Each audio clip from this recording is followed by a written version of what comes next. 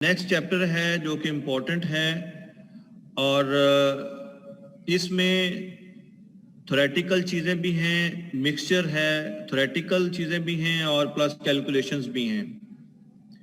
लेकिन इस चैप्टर का जो थीम है मेजर्स ऑफ सेंट्रल टेंडेंसी वो ये है कि जब हमारे पास डाटा आ जाता है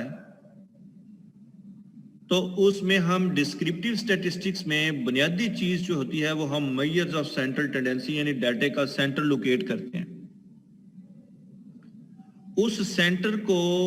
उस सेंटर की बड़ी अहमियत है। बेसिकली उस सेंटर को हम एवरेज कहते हैं कि हम डाटे की एवरेज को लोकेट करते हैं, फाइंड करते हैं। और एवरेज क्या है कि एक सारे डाटे की तमाम डाटे को एक सिंगल वैल्यू से रिप्रेजेंट कर देती है कि एवरेज इस ऐसी न्यूमेरिकल वैल्यू है, ऐसी न्यूमेरिकल मेजर है which represents the whole data by a single value. तो इससे क्या होता है कि डाटे को अंडरस्टैंड करना आसान हो जाता है। मसलन अगर मैं आपकी क्लास से 78 या 70 स्टूडेंट्स हैं, अगर मैं पूछूं कि हर एक की एज क्या है तो 70 स्टूडेंट्स जो हैं ये बताएंगे कि हमारी एज इतनी है। अब वो सारी की सारी इंफॉर्मेशन मेरे लिए जो है वो यूजफुल इस लिहाज से नहीं है कि मैं सबसे इंफॉर्मेशन पूछकर उसको अंडरस्टैंड करना मुश्किल है। तो there is a possible way कि उस क्लास को रिप्रेजेंट किया जाए स्टूडेंट्स को थ्रू द एवरेज, कि अगर मुझे जीआर और सीआर इतना ही बता दें कि इस क्लास की जो एवरेज एज है वो 25 इयर्स है, तो this single value will represent the whole data. तो जब भी हम डाटा को एनालाइज करते हैं ये बड़ी अहम मेजर्स हैं जो कि हम कैलकुलेट करते हैं। तो अब हमारे पास डिफरेंट टाइप्स ऑफ एवरेजेस हैं, डिफरेंट टाइप्स ऑफ एवरेजेस हैं जो कि हम मुख्तलिफ सिचुएशंस में मुख्तलिफ के नेचर ऑफ डाटा में हम अप्लाई करते हैं। But we must have the knowledge of these types of averages. In the long run, we will apply where these applicable. So first of all, you must understand the types of averages. And these types of averages will help us to measure the central tendency of the data. And this is generally done through the averages. And there are 5 types of averages. One is called arithmetic mean, median, mode, geometric mean and harmonic mean. तो ये आपने याद रखना है। We started from the arithmetic mean, इसको simply हम mean भी कहते हैं, मीन ऑफ द डाटा। अब हमने 2 टाइप्स ऑफ डाटा से ऑलरेडी फैमिलियर हैं, एक अनग्रुप डाटा है और एक है ग्रुप डाटा। ये जितनी भी हम टाइप्स ऑफ एवरेजेस हैं ये हम दोनों टाइप्स ऑफ एवरेजेस के लिए पढ़ेंगे, दोनों डाटे के लिए हम अप्लाई करेंगे। Okay. अच्छा जी, simply we are talking about the arithmetic mean. Very simple concept, you just add on all the observations given in the sample and divided by the number of observations which you have added up. So sum of x over n. अब हम यहां पे थे group data के। इसके अलावा ये example जो है ये हमने कर ली। उसके बाद आप आ जाएं next example number 3.3। Some time आपको पेपर में ये इस तरह से डाटा दिया जा सकता है, इनको बोलते हैं रेसिप्रोकल्स, कि 1/x की वैल्यू आपको दे दी जाती है और कहा जाता है आप फाइंड द अरिथमेटिक मीन। तो उसका आसान तरीका ये है कि आप इस 1/x में को x में कन्वर्ट करें। वो तब होगा जब आप इस वैल्यू को 1 डिवाइडेड बाय 0.05 करेंगे तो ये इसकी एक्चुअल वैल्यू आ जाएगी। यानी हर एक को 1 डिवाइडेड बाय 0.05, 1 डिवाइडेड बाय 0.04 करेंगे तो ये आपका x जनरेट हो जाएगा। x की वैल्यूज को सबको जमा करोगे, ये सम ऑफ x हो जाएगा। सम ऑफ x की वैल्यू यहां पे 200 i divided by number of values जो कि 5 है।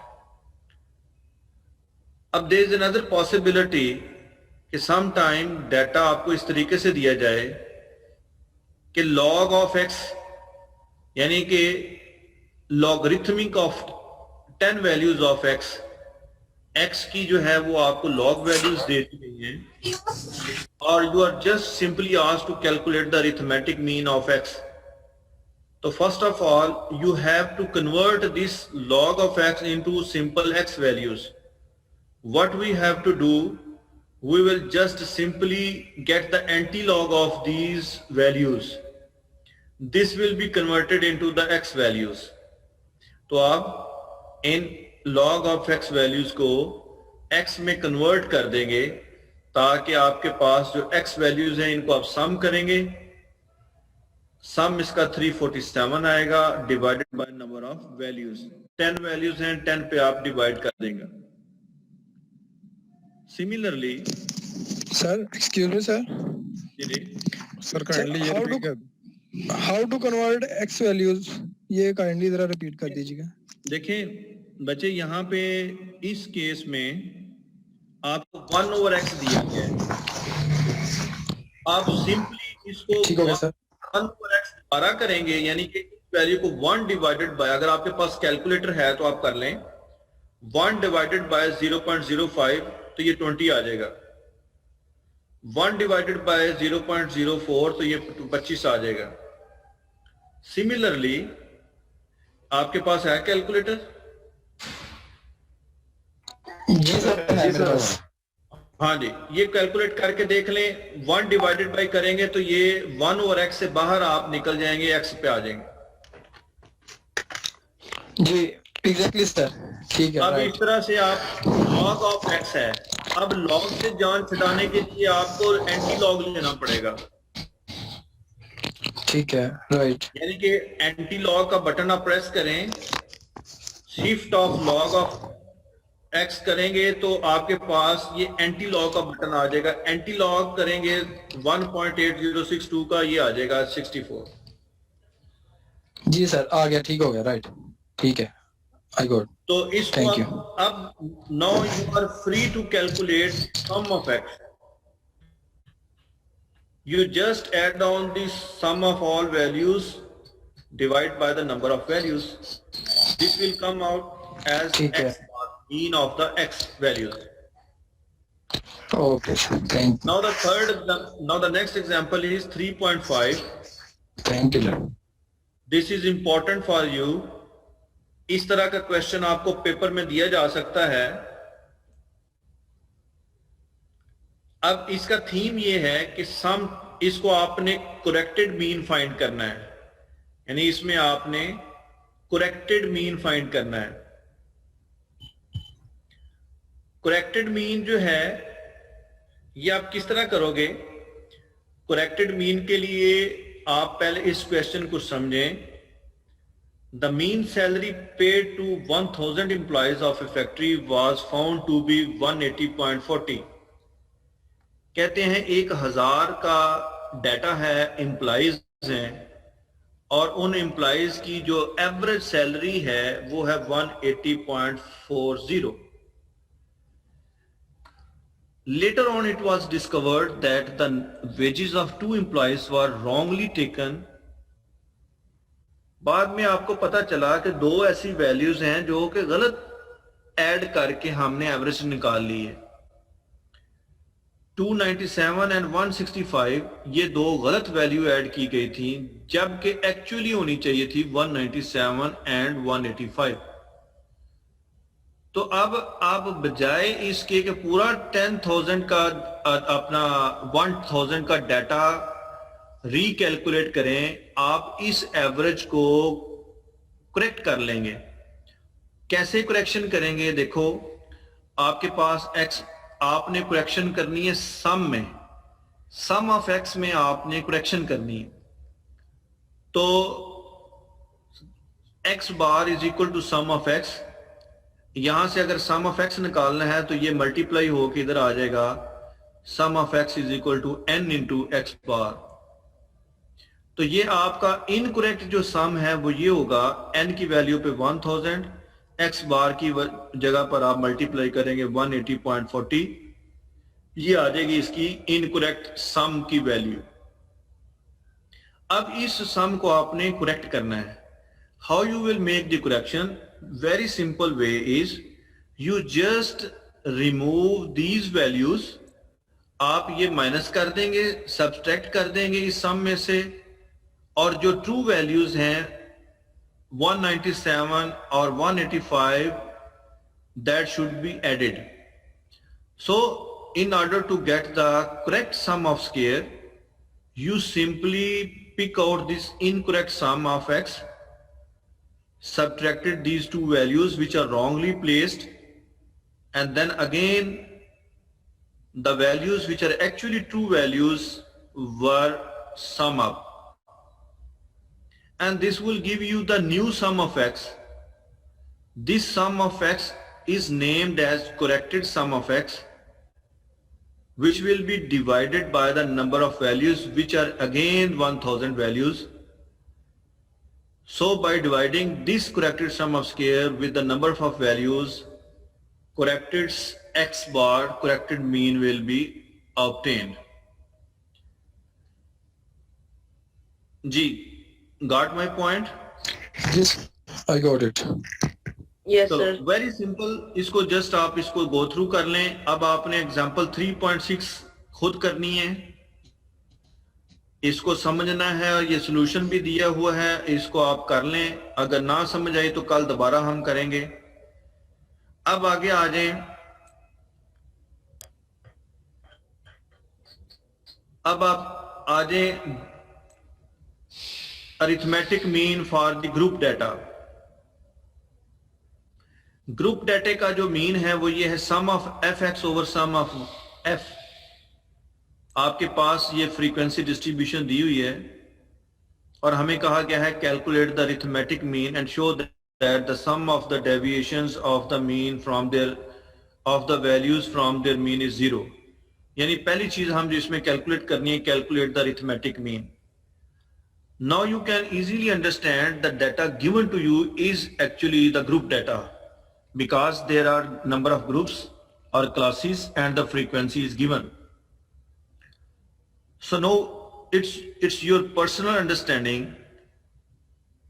This is your group data and you make the calculations as per this group data. Arithmetic mean for group data is calculated by this formula. X bar is equal to sum of fx divided by sum of y. देखें आपके पास ये classes दी हुई हैं, आप चाहें तो इस डाटे को कॉलम में कन्वर्ट कर लें आसानी के लिए। यहाँ पे स्पेस बचाने के लिए इस रो में इस तरह दिया हुआ है, आप you just enter into the columns. Classes हैं, उसके बाद आगे फ्रीक्वेंसीज हैं। अब पहला काम आपने, you immediately calculate the x variable. X variable is the mid point of the values of the classes. You just add on 35 plus 39 divided by 2, 40 plus 44 divided by 2, 42 आ जाएगा, and so on. Mid point is your x values. अब आपने x और F की हर values को multiply करना है, you will get F x. F x column जो generate हुआ है इसका सम आएगा 4950। ये यहां पे प्लेस करेंगे divided by sum of f जो कि 100 आया है, ये आप यहां पे प्लेस करेंगे. In this way you will obtain the x bar for the group data. Right, understand? Sir ये हम f कैसे निकालेंगे? फ्रीक्वेंसी f आपको गिवन होगा. सर हम इनको कॉलम वाइज भी कर सकते हैं ना, ये रोज में है जी तो जी जी, मैंने पहले आपको बताया है कि इसको आप कॉलम वाइज कर लें. इसको हाँ, स्पेस वो बचाने के लिए यहाँ पे रखा है, आप कॉलम वाइज कर लें. ठीक हो गया सर. Okay sir, okay. ये फ्रीक्वेंसी जो है ये गिवन होगी, इस तरह की जाएगी. आप हाँ भाई इनको कर लेना है.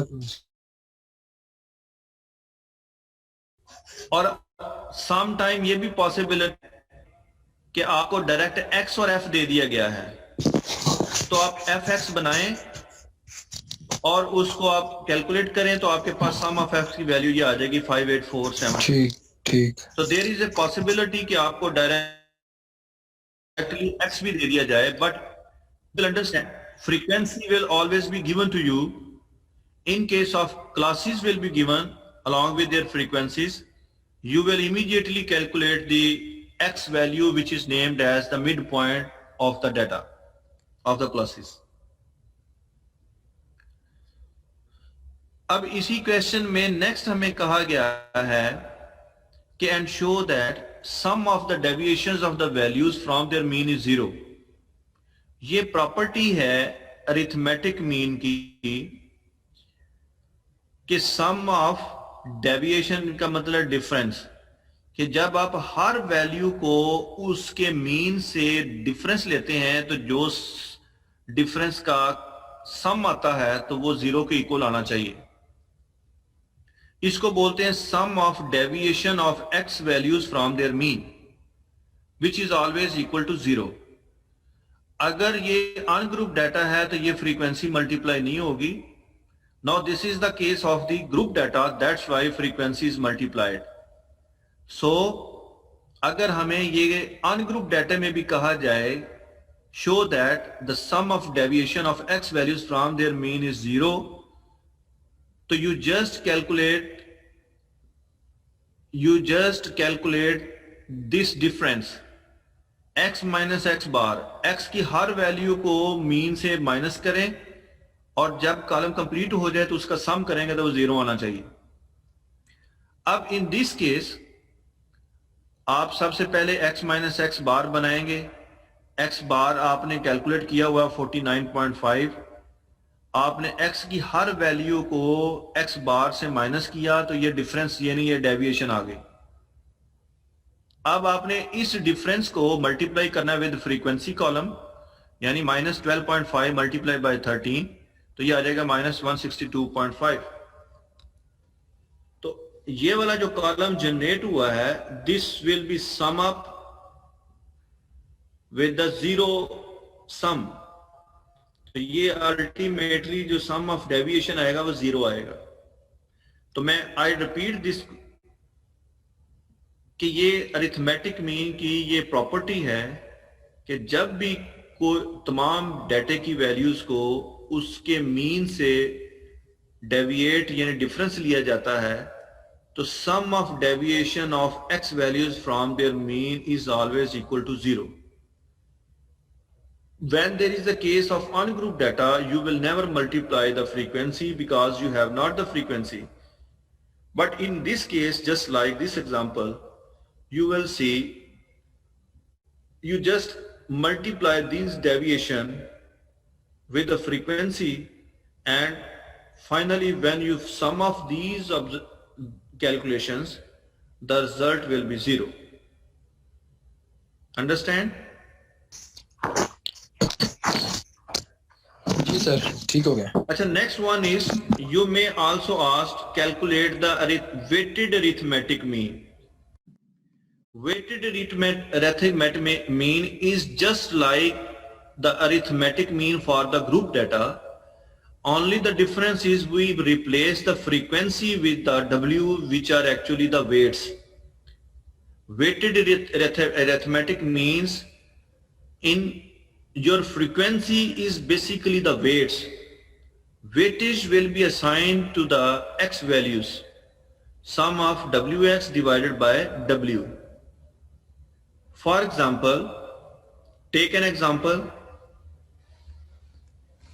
3.9 is students' final marks in mathematics, physics, English and statistics are respectively given.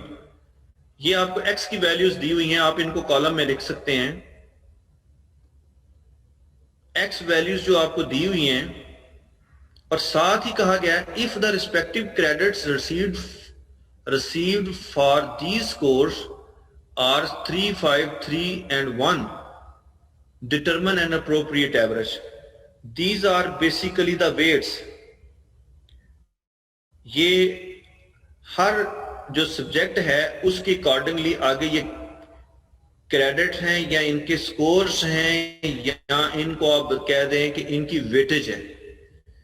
तो हर सब्जेक्ट के अगेंस्ट उनकी वेटेज असाइन कर देगी जिनको हमने W कहा। तो अब जस्ट आप x और W को मल्टीप्लाई करेंगे तो ये WX का वेरिएबल जनरेट हो जाएगा। इसको सम करेंगे तो ये आ जाएगा sum of WX 1016 divided by number of values which will be obtained by sum of W. Sum of W यानी जो वेटेज है उनको आप जमा करेंगे तो ये आ जाएगा sum of W. In this way you will be able to get the weighted arithmetic mean every time along x variables values. Their certain weights will be assigned or given in the data. Understand? जी sir, understand. अब इसके मुतलका जो है ये पहले आप example कर लें, कल मैं इसके मुतलका आपको एक्सरसाइज में से क्वेश्चन दूंगा, ठीक है जी, वो आपने फिर करने हैं। लेकिन फिलहाल आगे आ जाएं। The next one is the combined arithmetic mean. Combined arithmetic mean, combined arithmetic means कि we will get the arithmetic mean of 2 or more groups. Combined means mean of more than 2 or more than groups. हमारे पास अगर हम for example एक mail का data है और एक female का डाटा है क्लास में, तो हम कहते हैं कि what would be the combined mean. मसलन आपकी क्लास में एक मेल है, फीमेल है, एक वन पॉसिबल वे ये है कि आप सारे डाटे का अरिथमेटिक मीन निकाल लें। तो इसका बेस्ट और पॉसिबल वे ये भी हो सकता है कि आप इसका कंबाइंड मीन बना लें। कंबाइंड मीन्स के you the data the mean is representing 2 or more groups jointly. For example हमारे पास ये 2 सीरीज का डाटा है, एक ग्रुप 1 है, एक ग्रुप 2 है। तो जब भी हमें कंबाइंड मीन के लिए कहा जाएगा फाइंड करें, तो इसका जो है वो आपके पास ये फार्मूला है, x bar c is representing combined mean और is equal to n1 x1 bar plus n2 x2 bar divided by n1 plus n2। अगर 3 ग्रुप्स हो जाते हैं तो एक और ग्रुप यहाँ पे प्लस हो जाएगा, प्लस n3 x बार 3, नीचे आ जाएगा plus n3 and so on. So this is the formula for the combined arithmetic mean for the kth group. अगर हमारे पास k नंबर ऑफ ग्रुप्स हैं तो हम अरिथमेटिक मीन यानी combined arithmetic mean find out कर सकते हैं।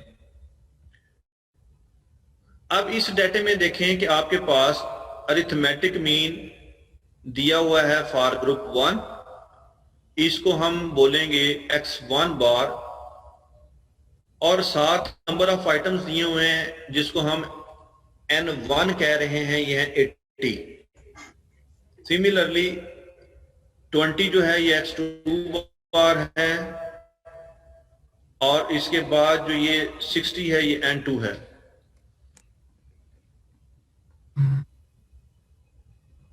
तो ये आपके पास जो डाटा है इसको आप इस फार्मूले में प्लेस करेंगे तो ये आ जाएगी 15.43 which is the combined mean of these two series. Sometimes ये तो आपको मीन्स इकट्ठे दे दिए गए हैं डाटा, ये भी पॉसिबल है कि आपको ग्रुप 1 और ग्रुप 2 दे दिया जाए और उनके मीन्स आप खुद निकालेंगे और इस फार्मूले में प्लेस करेंगे। But you must learn understand combined mean. Similarly ये एक और एग्जांपल है 3.11, इसमें 3 ग्रुप्स हैं, ये n1 n2 n3, x1 बार x2 बार x3 बार दिया हुआ है और हमें कहा गया है what is the price of the event sold. तो in this case you will calculate the combined mean कि जब आपको n1 n2 n3 दिए हुए हैं, x1 बार x2 x3 बार दिए हुए हैं, you simply calculate the combined arithmetic mean।